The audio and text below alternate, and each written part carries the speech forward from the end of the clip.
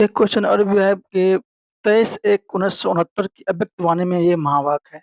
जिस दिन परमात्मा जो है, ब्रह्मा बाबा जो है अव्यक्त हुए, अव्यक्त के 3 दिन के बाद, 5 दिन के बाद, अभी मीठे-मीठे बाबा दृश्य दिखला रहे हैं। आप सभी बच्चों को, आप अस्थियाँ उठा रहे थे, अस्थियों को नहीं देखना, स्थिति को देखना। यह अस्थियाँ स्थिति स्वरूप है, एक-एक रग में स्थिति थी, तो बाहर से वो अस्थियों को रखा, परंतु इसका अर्थ भक्ति मार्ग का नहीं उठाना।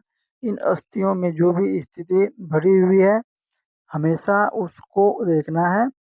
कृपया इसका अर्थ समझाइए। इसका अर्थ ये है उत्तर में, जब बाबा ने अपना पार्थिव देह त्याग किया, अव्यक्त वतन की सैर की तरफ, अपने अव्यक्त वतन में अपने अव्यक्त चोले को धारण किया, फरिश्ता स्वरूप, फरिश्तों का राजकुमार और फरिश्तों की जो है सम्राट है।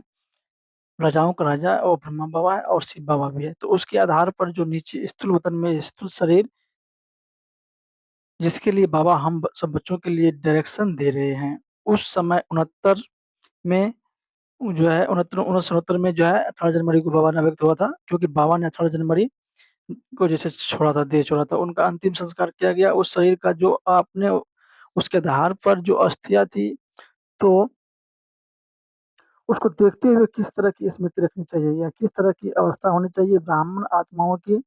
तो उसके लिए बाबा ने ऐसा कहा है कि अस्थिया को भक्ति मार्ग की तरह नहीं देखना है। इसकी एक-एक रग में जो बाबा की स्थिति है, जो बाबा की उपराम स्थिति थी, जो बाबा ने हमें इस शरीर में के माध्यम से अपने संपूर्ण अवस्था को प्राप्त किया, अपनी कर्मातीत अवस्था को प्राप्त किया। तो मैं उन अस्थियों को ना देखकर मना, आपको अस्थियों को नहीं देखना है। बाबा ने शरीर का त्याग कर दिया है, या जैसे अलौकिकता में देखते हैं वैसे ना देखकर इसे लौकिक रीति से देखना है कि एक-एक चीज़ के अंदर कितना गूढ़ रहस्य है।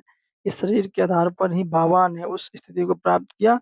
तो ये वंडरफुल इस चीज़ का अनुभव करने के लिए, इन सब चीज़ों को समझने के लिए, जिस घड़ी में ये सब सीन हुआ था, अगर उसको आप इमर्ज करेंगे तो आप उसे अच्छे से महसूस कर पाएँगे कि परमात्मा जो है और ब्रह्मा बाबा को रोक के रखा हुआ है। ब्रह्मा बाबा अभी भी सूक्ष्म वतन में हैं, हज़ार-भुजाओं सहित, और ब्रह्मा बाबा का जन्म तब होगा जब परमधाम से सभी आत्माएँ आ जाएँगे, वहाँ पे एक आत्मा रहेंगे।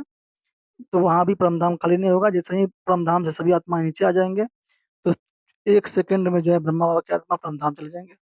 मतलब परमधाम भी खाली नहीं होगा, और ये जो स्थूल वतन है, जहाँ ये सृष्टि है, ये साकार मनुष्य लोग हैं, ये धरती पे तब तक में जो है आसुरी आत्माओं से नष्ट हो जाएगा और पवित्र आत्माओं का आगमन होगा। बहुत जल्द ही ये सतयुग दुनिया आने वाला है। तो ब्रह्मा बाबा को फॉलो कीजिए और शिव बाबा को भी फॉलो कीजिए। ओम शांति।